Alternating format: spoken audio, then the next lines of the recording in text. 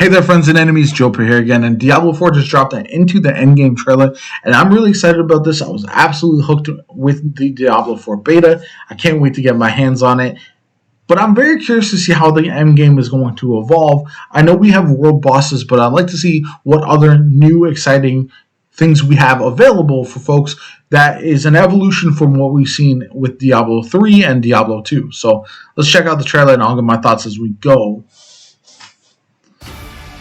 Necromancer OP, Druid not so much. Although I hope Endgame Druid is really cracked. We're really excited about getting this game into players' hands, letting them experience this massive world. A main cornerstone of D4 is play your way. As a player continues to advance through the story and into the endgame, they'll unlock a ton of brand new activities that provide meaningful progression. That's awesome. Their playstyle. That's the way it should be, and I love to see it. To be able to keep progressing in the narrative of the game. Alongside that, the whole team has worked on crafting a variety of different experiences players can pursue. We're going to have an entire world of Sanctuary for players to offer. I hope that's the case. Never be an absence of something to do. That's great to hear. There's a lot more game to go and participate in. They gain access to a special, what we call capstone dungeon that they have to complete. Once they're able to finish this capstone dungeon, they're going to gain access to the first world tier. As you complete the world tier, it will open up the opportunity for you to go into your next world tier. That involves unlocking powerful loot, new items, and more advantages for your player to have a better opportunity at end game. That's pretty standard. Dungeons, PvP, or just roaming around the world, there's a way to continue your Diablo adventure. PvP is going to be interesting.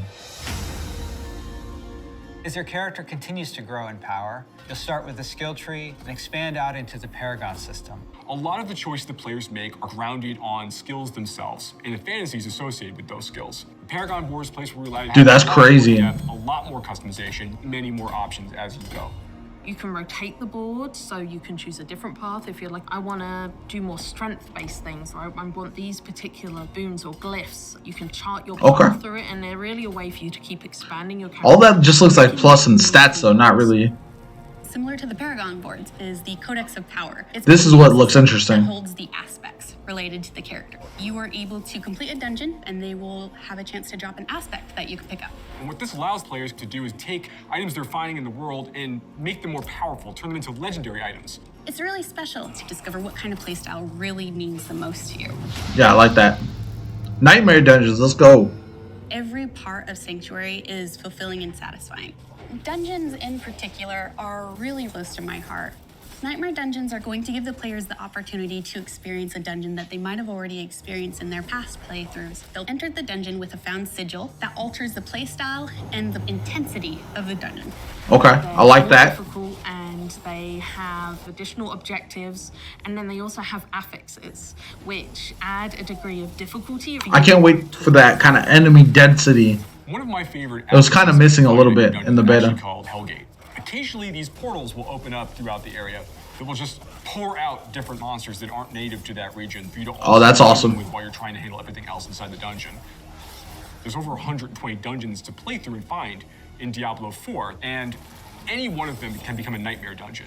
By finding a nightmare sigil and then using it to activate the nightmare version of that dungeon space. That's awesome. I like that. That's a lot of dungeons. More difficult. It's going to add a little bit of a twist of flavor on your particular dungeon.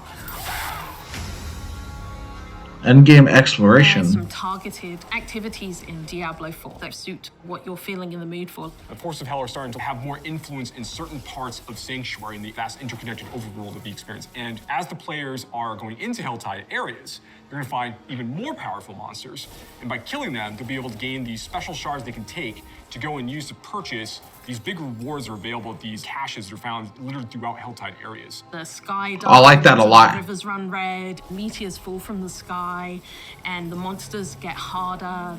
We really want to create new experiences for the players. There's one I really like called Whispers of the Dead, which you get from the Tree of Whispers. The Tree of Whispers is grim and a little gruesome, but it's also something mystically haunting and kind of beautiful. The tree has a little bit of a grudge against our players, and it would like for them to go serve its needs. So you're going to go serve these bounties, gather different rewards, different items, and bring them back to the tree in hopes that it can exchange you something really meaningful. Maybe you're going to go to the Fractured Peak. Interesting. Werewolves that Targeted loot too, it looks like. They're added contained activities that you can do alone or in a group. We really wanted to create variety for people to be able to spend time where they wanted to in the world. I love that. It's really That's cool the way that absolutely they the key. together, and I can't wait for people to see it, to be honest. The Fields of Hatred. In Diablo 4, we have a focus on the world of Sanctuary, and there are parts of that world that we call the Fields of Hatred, where Lilith's presence in Sanctuary has begun to seep through and manifest these poisonous areas throughout the world. When players go to these regions, they get to engage in player versus player conflict. These offer That's gonna be opportunities sick. for the player to collect shards. But there is a little bit of a catch. In order to get these shards back to town, you'll need to purify them. Other players will definitely know that you're attempting to purify your shards, so you'd better be prepared to fight if you're going to be playing. Dude, that's and be sick. prepared that you might lose some stuff in the meantime. Once they've got the purified shards, they can take these, go back to nearby towns to sell them, and then use that to buy a whole bunch of like interesting cosmetic items and rewards. It's Oh. for people who really love PvP and want to still get loot and still increase their character's power. If that's the way they want to play, they can.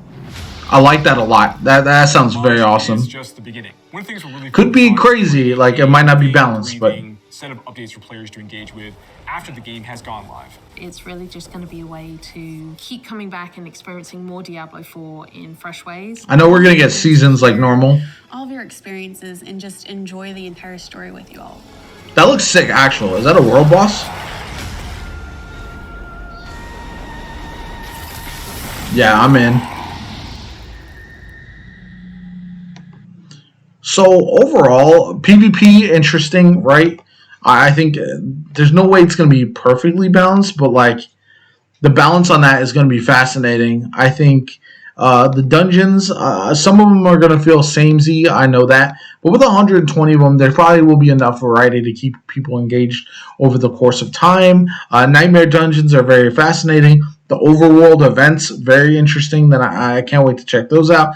The world bosses, there seems like there's going to be a lot to do, whether it's single, co-op, all that kind of good stuff. So I'm excited to check it out. And I think this is a game that will definitely consume my playtime for quite a while. So overall, I can't wait for June to get here and finally get hands-on with the full game where progress counts and all that kind of good stuff. Let me know what you guys think of this video, how excited you are about Diablo 4 in general, what your thoughts are on the endgame or PvP. My name is Jopa. I hope you have a good one, and I'll catch you all later.